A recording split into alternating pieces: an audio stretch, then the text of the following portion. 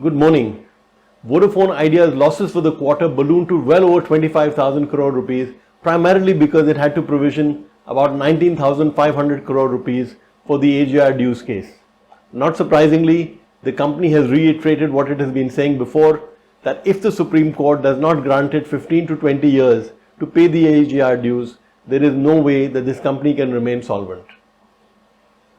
The AGR dues, as we said before, of course, is a classic case of everyone who could get it wrong, getting it wrong. The person who got it most wrong, of course, is the government of India, because in 2010, had the government of India scrapped the license fee and the spectrum usage charges, there would be hardly any AGR dues. Now, the reason why the government should have done that was that in 2010, it started charging market prices for spectrum, and it is because in the past, it did not charge market prices, that it was essentially charging the license fee and the spectrum usage charge to make up for that. So the government of India was the first sin. The second sin was that of the Supreme Court.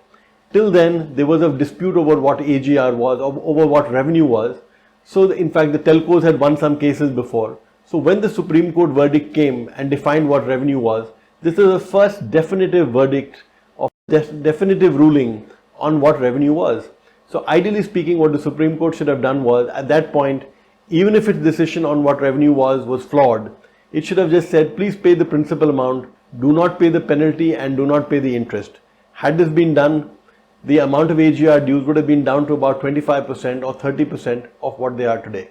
The third culprit is the Department of Telecom, because even if you accept that the AGR verdict was correct, even if you accept the fact that the penalties and the interest had to be charged, the DOT went around calculating the amount due completely incorrectly. In fact, what is really surprising is that when this was pointed out by some of the telcos to the Supreme Court actually turned around and said, do not discuss the issue of how the dues were calculated, because if you do that, essentially that is tantamount to reopening our judgment. Frankly, it was nothing of the sort.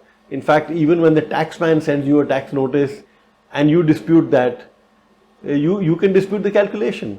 I don't see why the Supreme Court has behaved the way it has, but it has.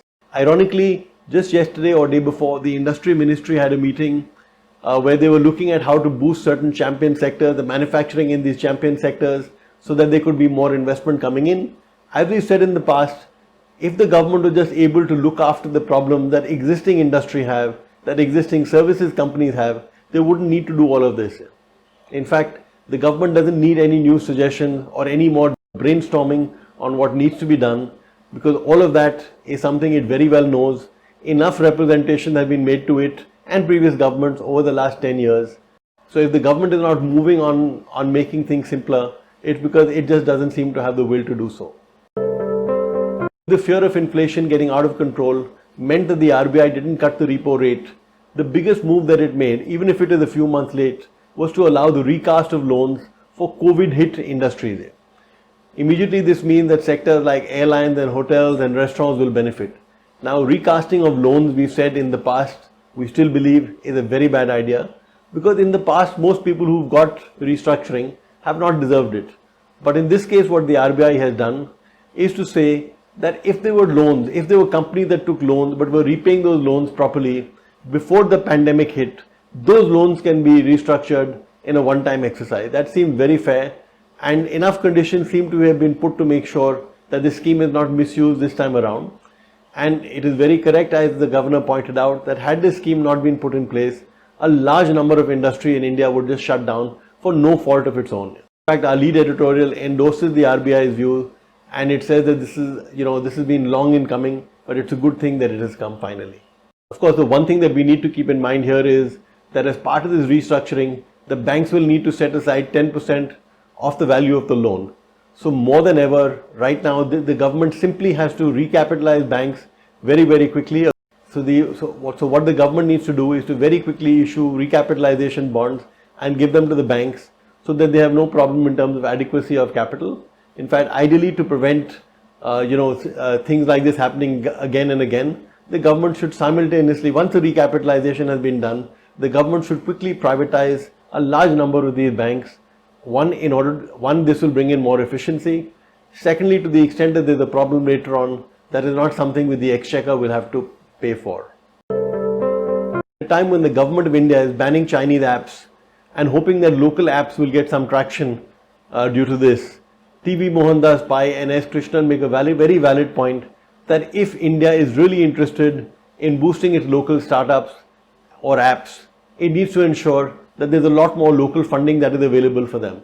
So one of the points that they make is that while India has the third largest number of startups in the world, in the last 5-6 years, just 10% of the money that has flowed into these apps have really come from Indian companies. And the reason why there are very little Indian investment in these Indian apps, they point out, is because the tax laws, for example, those on investment funds, the tax laws are very unfriendly. So this is something that the government needs to work on very quickly. In fact, it will be interesting to keep in mind that a fairly significant number of these Indian unicorns are actually registered in countries like Singapore. So that tells you, despite all the talk of Startup India and the government wanting to promote startups, the environment of startups is not quite friendly at all even now.